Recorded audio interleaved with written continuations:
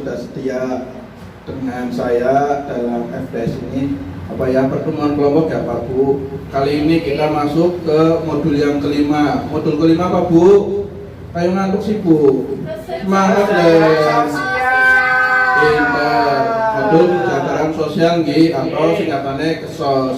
Nah, sesi ini kaitannya sesi ke-13 adalah tentang pelayanan bagi penyandang disabilitas. Pak Bu.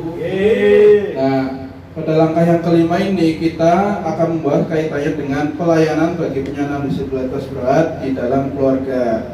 Nah, Bapak Ibu di rumah ada yang punya anak atau saudara atau tetangga yang disabilitas berat atau enggak, Pak Bu? Enggak ada. Alhamdulillah nggih. Alhamdulillah. Nah, kalau toh memang nantinya ada atau mungkin tetangganya punya penyandang disabilitas berat, panjenengan ya aja ngeledek ya, aja mencoi atau aja gampangannya aja nyamil lah, aja mengejek, menghina ya. Karena apa? Orang tersebut penyandang disabilitas tersebut juga punya hak sama seperti kita ya. Apa contoh hak-haknya yang harus kita tetap penuhi? Nah, di sini contohnya adalah orang disabilitas juga berhak untuk hidup. Nah, selanjutnya apa? Bebas dari cercaan. Makanya aja ngejek, aja ngina. Walah kayak orang bersikil, alah kayak lumpuh orang anu. Nah, aja kayak gue ya Bu. Karena kita sebelum uripe. Nah, selanjutnya berhak mendapatkan perlindungan. Nah, karena memang posisinya sering kata mendapat cercaan, nah kita juga kalau misalkan ada orang yang kayak gitu, kita wajib melindunginya. Selanjutnya adalah mendapat bantuan hukum jika nantinya ada terkait dengan permasalahan katanya pidana maupun perdata. Nah, kita juga orang ini juga berhak mendapatkan bantuan hukum. Selanjutnya orang disabilitas juga berhak bersekolah sama halnya orang normal seperti kita. Ya walaupun memang ada sekolah khusus namanya sekolah luar biasa gitu. Nah, selanjutnya juga orang disabilitas berhak untuk bekerja. Makanya saat ini pemerintah pun membuka seluas-luasnya, bahkan ada yang bekerja di PT, bahkan stafnya presiden juga ada, salah satunya adalah penyandang disabilitas.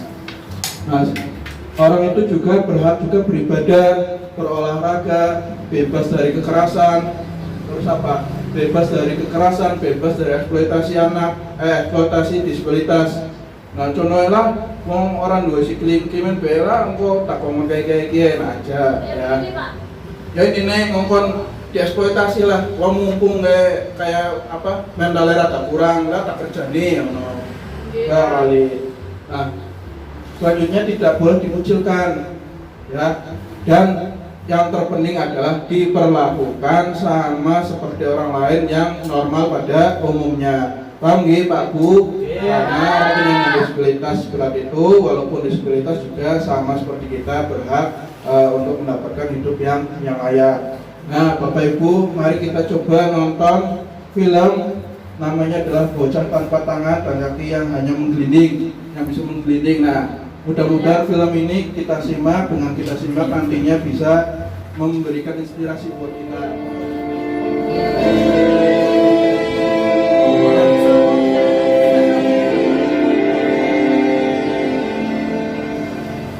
Mbah Iksan Nawawi, 10 tahun, bocah laki-laki berwajah tampan ini merupakan penyandang disabilitas. Sejak kecil Iksan tidak memiliki tangan dan kaki.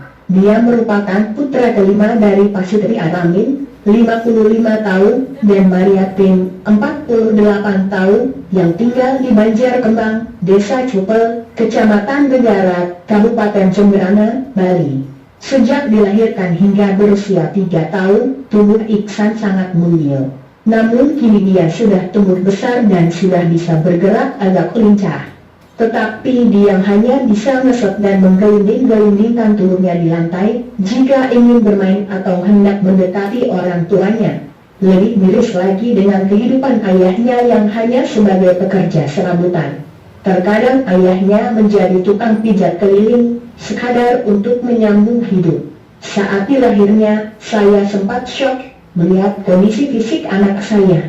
Tapi kini kami sudah menerima kekurangannya dan kami sangat menyayanginya, ujar Arami saat ditemui di Jemberana, Bali, Rabu, 26 Agustus 2015, sore. Kini Iksan tumbuh menjadi anak yang lucu. Sedikit pun tidak terpancar penyesalan di wajahnya.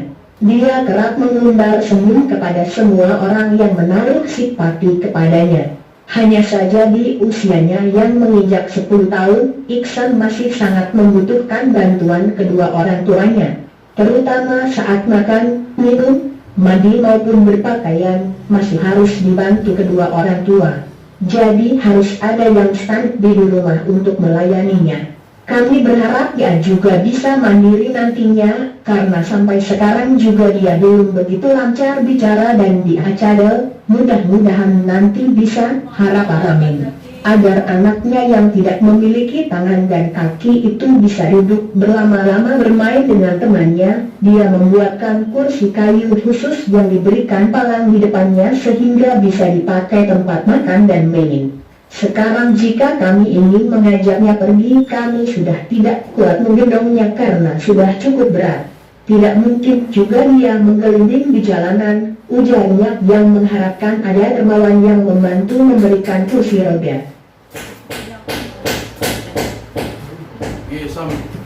Sambung Pak Bu. Dari film ini nantinya kita diskusi dari sini, nanti kita coba bagi 4 kelompok secara merata mengenai, kita mengomentari dari film yang tadi, apa sih yang perlu dilakukan oleh keluarganya di dalam sesuai dengan film yang tadi, yang anak tidak punya tangan sama sekali, hanya bisa menggelinding.